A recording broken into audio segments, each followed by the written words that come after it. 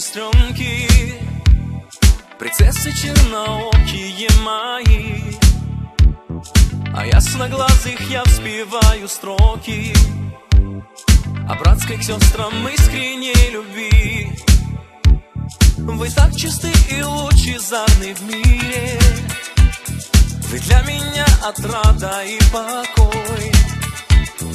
О вашей скромности слагаю в лире, как честь и лик являете собой.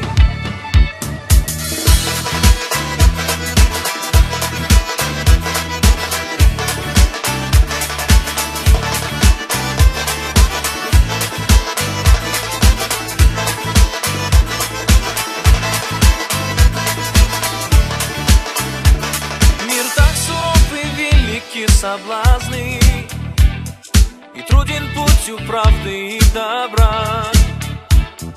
Богатства мира так пусты и праздны, вы ярче злата, чище серебра. Я вас прошу, вы только сберегите тот наш завет, что шепчут вам уста. Вы честь семьи народа сохраните, суть этих слов понятна и проста. Мои сестренки, дочери Кавказа, вы сердцу брата очень дороги, дороже золота, ценнее алмаза.